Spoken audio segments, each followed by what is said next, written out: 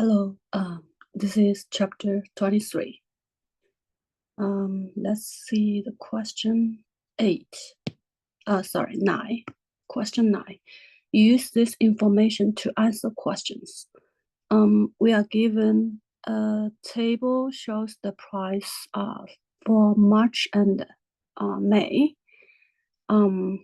Question, what is the closing value on 1/0 main futures contract? So the price for main, so this is May contract. The settle price, so it's 404 and apply 0. So this is 1 cents per pool. So that means the price for one bush is 404 plus 0. Here is 0 over 8. And that's 404 cents, so which is $4.04. And the value for a contract calculated by the price times the 500, each contract 500 bushes. So the total value is 4.4 times 5,000. So total value is $20,200. Question 10.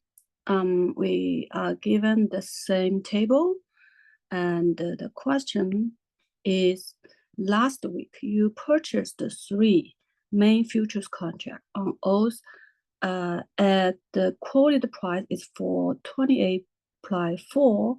What is your total profits or loss on this position as of today's close? So last week price is 4 to 8 and the 4. So the price calculated by 4 to 8 plus 4 over 8. So the price is 428.5 cents. Today's price is 404, which is $4.04. We did from question 9. And the profit or loss, so for 3 contracts calculated by today's price 404, which is $4.04 minus $4.285. That's last week. So that's price change times number of contracts times each contract, the 5,000 bushes. So the total loss is negative $3,675. So because price drop, so you're gonna have a loss. Okay.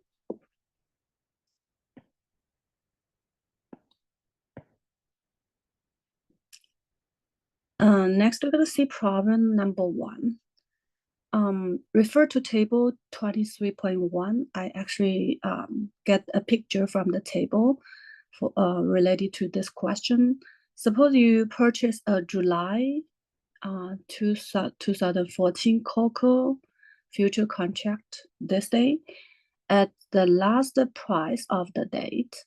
What will your profit or loss be if cocoa price turn out to be 2,961 per metric ton at the expiration? So this question, first we need to find initial contract value.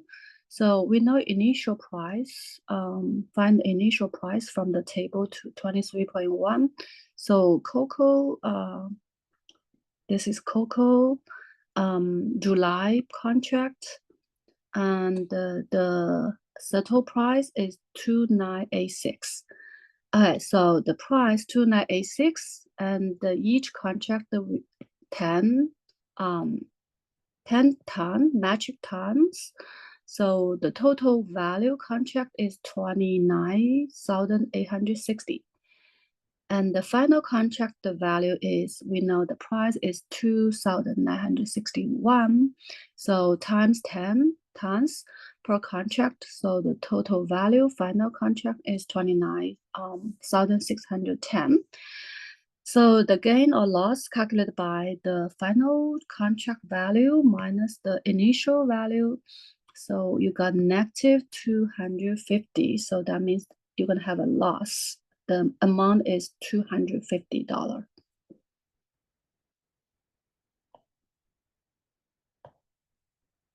Question 4.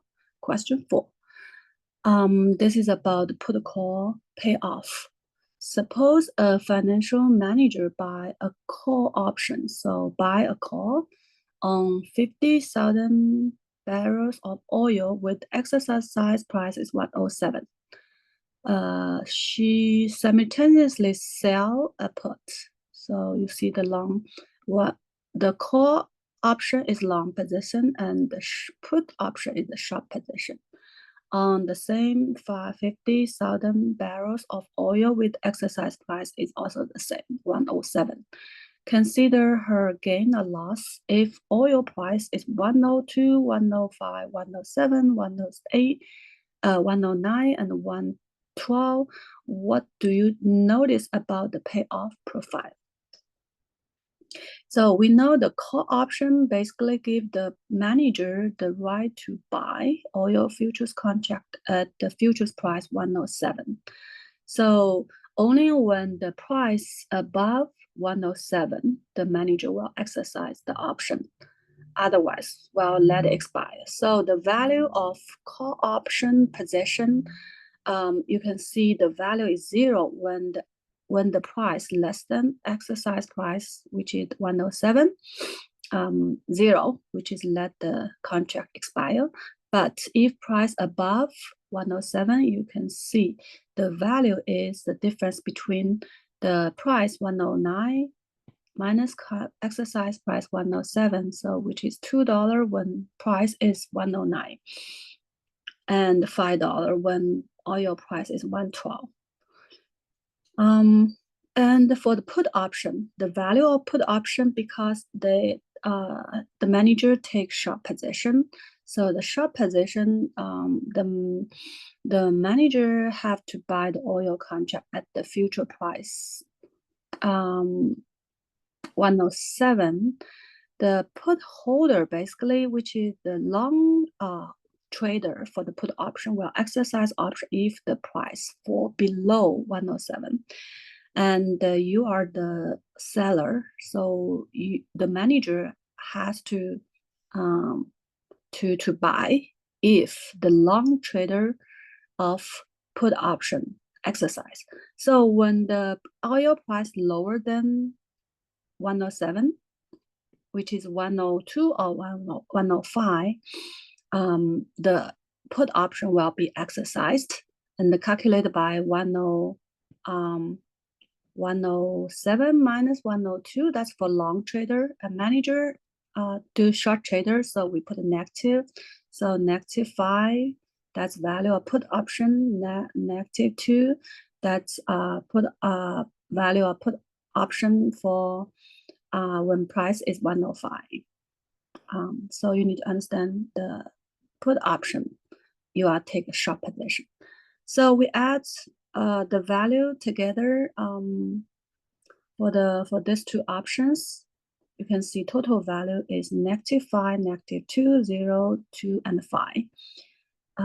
This payoff actually same as the forward contract with 107 dollar strike price. You can double check, because for the forward contract, you have obligation, which is you have to buy in the future, no matter stock price high or low. Okay. Question 6. Suppose your company has a building worth $305 million.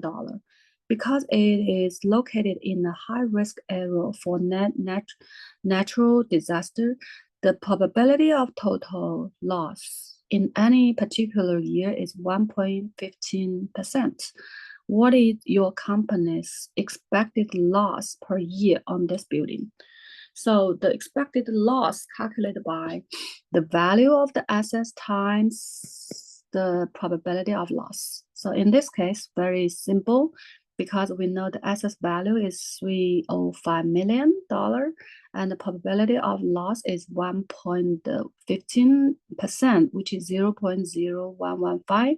So expected loss is $3,507,500.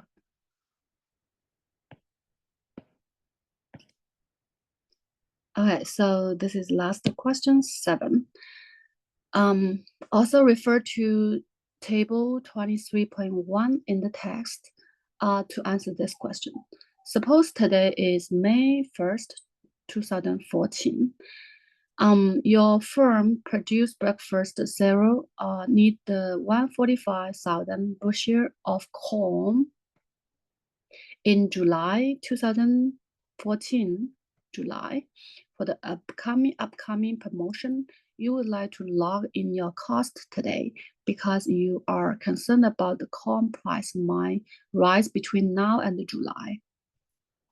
Question A, how could you use the corn futures contract to hedge your risk exposure? What price would you effectively be logged in based on the closing price of today? So because you are concerned about the corn price will go up, so you can buy July contract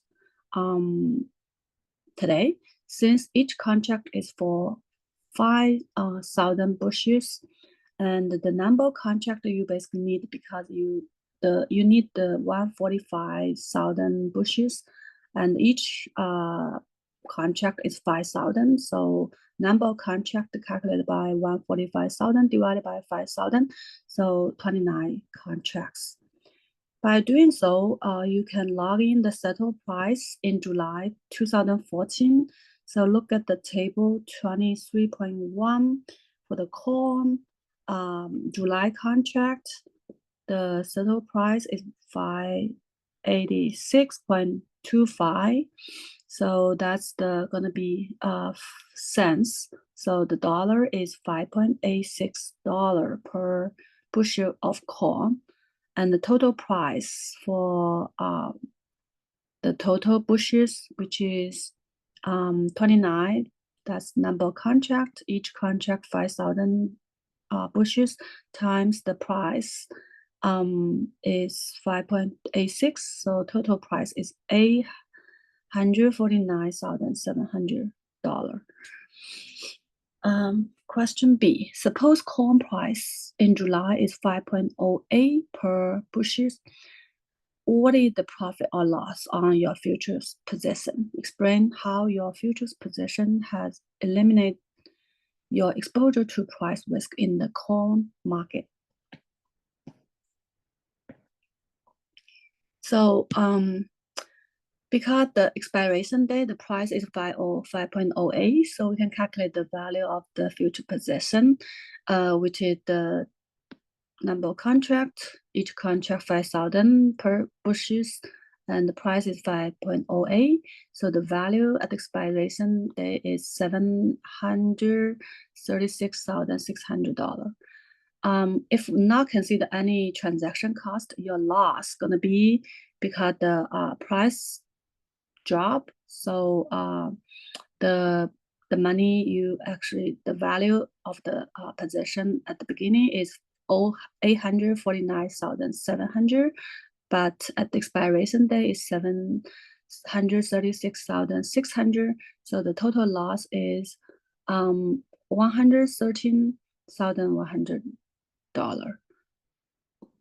Okay, when the price of the corn your firm needs has become less expensive, $113,100 since May. So your loss from the futures position has net out this lowest cost. That's about this chapter. Thank you. So if you have any question about other problems, please let me know.